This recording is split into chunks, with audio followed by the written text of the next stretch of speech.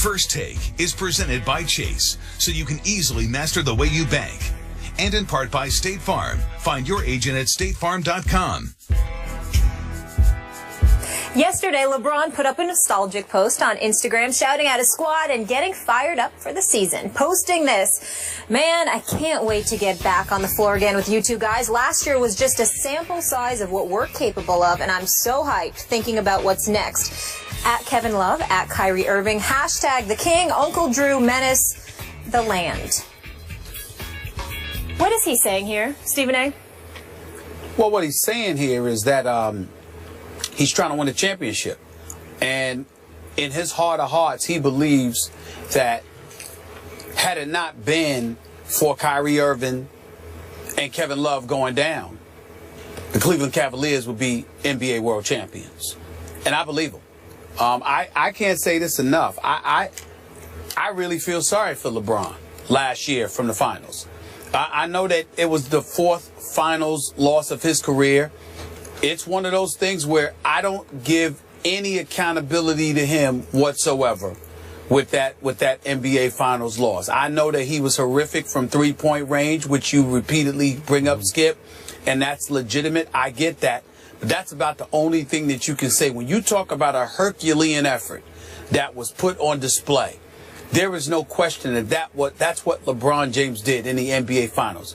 He seemed to have virtually no help whatsoever on the offensive end of the floor. Matthew Dellavedova and Iman Shumpert are defensive players. J.R. Smith was a complete no-show, and as much as I like J.R. Smith, I've made my feelings very, very clear about him. He has been in the league too long. He is too gifted to be the one-dimensional shooter that he is. He should have a better handle. He should know that he could get to the free throw line and get shots that way. He should go to the rack more. He should be like Vinny the Microwave Johnson was in his heyday with the bad boy Detroit Pistons. It ain't about shooting a jump shot. It's about scoring any way you know how to. That's what JR needs to be. When you look at LeBron, what help did he have? Tristan Thompson was a rebounding demon, was there for defense, gave you a little something offensively, no doubt, but that's not his MO. Okay, wherever you turned, nobody was there to step up offensively because Kevin Love and Kyrie Irving was gone. LeBron had absolutely no help whatsoever, and I don't hold him accountable for that finals loss. It was too much for him to overcome.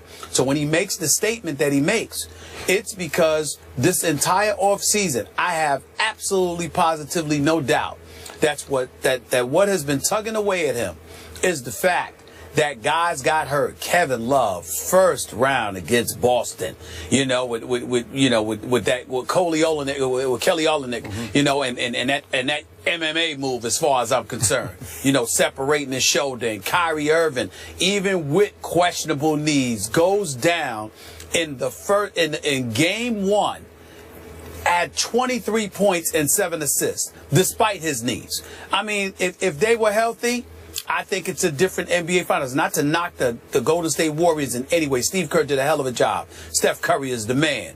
But I would have loved to see those guys healthy. And I think LeBron James is exactly what he's saying, because he firmly believes if that were the case, they would be standing here as NBA world champions right now. So they got some business to go in hand. Okay, before I deal with your larger point, are you suggesting now that Olynyk cheap-shotted Kevin Love, that was a dirty play? Skip, I said that today. I don't remember you saying it was dirty. I thought we both agreed they just got tangled up a little bit. No, I said, listen, I said that looked like an MMA move to me. I didn't like the move at all. I'm not going to call him dirty or whatever, but I think that particular play, he did not have to do what he did, which led to the separation of Kevin Love's shoulder. You're going for the ball. He didn't have to grab his arm that way. Now, I'm sure he did not intend to separate his shoulder. I don't think so. It was a suspect move on his part. I'm not saying he intentionally hurt the shoulder, but it was a suspect move. Okay, back to the larger issue. Are you sure that LeBron wasn't sending a between-the-lines Instagram message to make excuses for what happened in the finals? Because that's the way it struck me. He was making excuses as we approach this next basketball season. I don't look at it that way, Skip. I look at it as fact. You can call it an excuse all you want to, but to me, excuses are things that you look for to rationalize your deficiencies. There is no question you don't have to look for that when it comes to LeBron James. Kevin Love and Kyrie Irving, two of the big three, the new version of the big three, were gone in the NBA Finals. And against Steph Curry, Klay Thompson, the Splash Brothers, with Draymond Green, with an Andre Iguodala, with all of the things that they've done all this year, he had to go out there as a one-man wrecking crew with people like you convincing him that he had help because of Matthew Dellavedova. I mean, give me a break. I like Dellavedova as a person, and I like him as a role player, but to be the guy that you have to lean on in the NBA Finals as your point guard, just stop it. LeBron James virtually had no help. Now, it was supposed to be JR who showed up and offset the loss of Kevin Love and Kyrie Irving to some degree. And J.R. Smith was a no-show because his jump shot wasn't falling, and he continues to be one-dimensional. He's better than that. He's more talented than that. He needs to step up and diversify his game. Okay. But outside of it, but had he done that, it would have been a different result too. Okay. I just think that, no question, Kevin Love and Kyrie Irving, you don't have to look for those excuses, Skip. They're not excuses. They're facts. Okay. I'm not trying to give LeBron a pass. Okay, now that I've allowed your revisionist history as you look back at what happened in the finals, I'm going to give you my take on what I saw when we were at the NBA Finals. I actually was there in Cleveland, so it counted for me too. Usually I just watch on TV, so it counted. You were there, you were in the arena, so it was counting, but I was there too, so for me that game actually counted. The home team was up 2-1 with another game at home. So the game 4, that fateful, what was it? Seemed like it was a Wednesday or Thursday, middle of the week night. Thursday. We're there. And it's LeBron's house. He should have owned this game. And you conceded or agreed the next morning that LeBron just either ran out of gas or just had a bad night because he just came out flat from the start. I was shocked by it. And by the way, Matthew Dellavedova had contributed mightily to getting them to 2-1 up. And that night, he ran out of gas for sure. And wound up, remember, he had to go to the hospital for IVs or something after the game, and then he was never the same after that. But listen, Tristan Thompson had been showing up. Mozgov had been showing up. I thought Shumpert, to a degree, had been showing up. Obviously, JR had not been showing up. LeBron James had been showing up for the most part and should have showed up that night, because I think you would agree with me. If LeBron gutsed it up in Game 4 and they win and go up 3-1, don't they hang on to that? I think they could figure out a way to get that one home. Literally, come back home and clinch. So to me, I was so disappointed in LeBron James that night that I'm not going to give him the injury excuses of losing Kevin Love and Kyrie because we are now revisionist history. You can't say that because they were in commanding position to virtually close the deal. The best player on the planet in his house. Really? Skip, and you can't do that?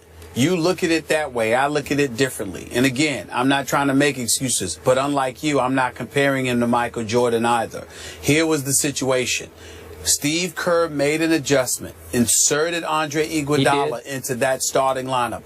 Andre Iguodala comes off the bench. He's in the starting lineup. He drops 22. But more importantly, he helped to up the pace, to dictate tempo, because they had surrendered tempo to Cleveland. They had fallen victim to a slower pace of play, which worked to their disadvantage against the size that Tristan Thompson and Mozgov was throwing at them in games 2 and 3.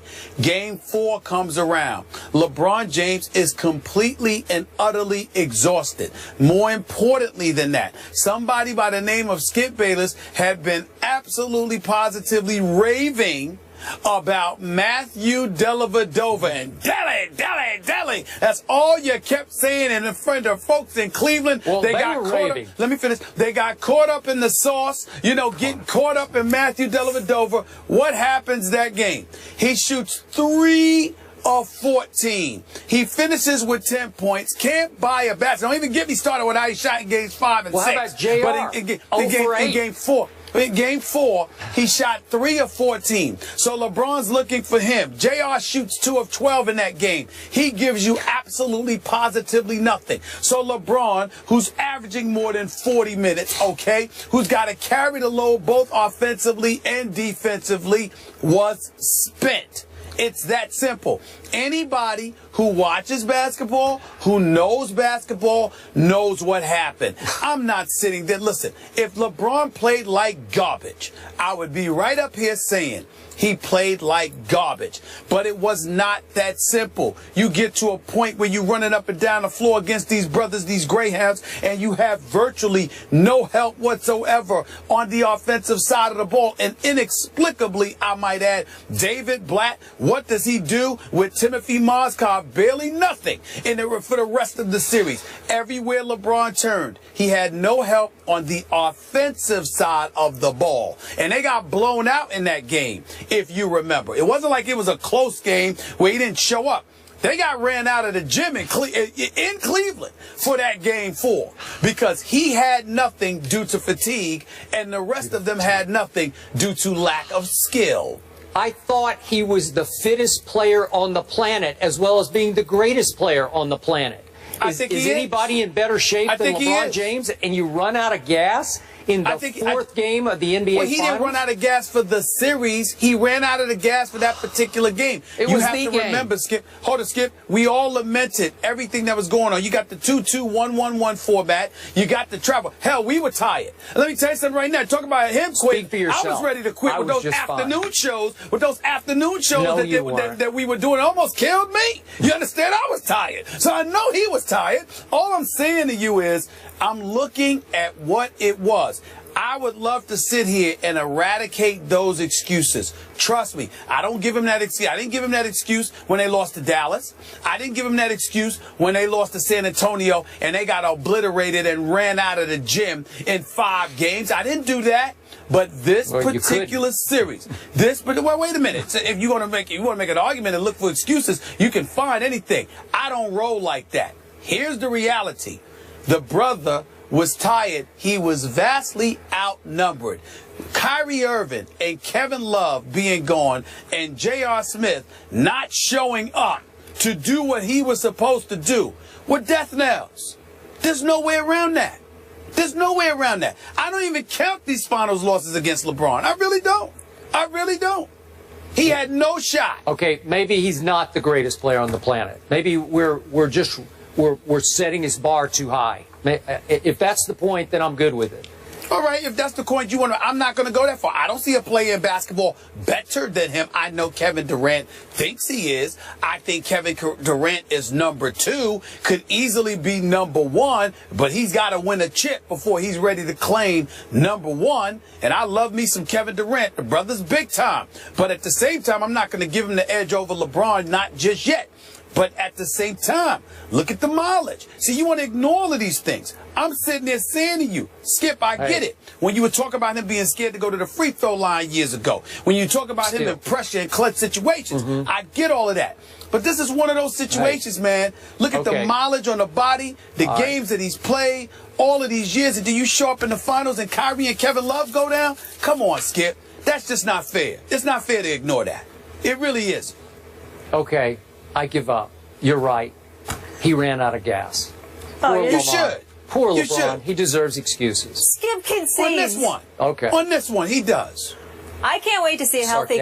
I know, of course, a healthy Cleveland squad here. They're still the clear-cut favorites to win it all, according to Westgate Las Vegas Superbook.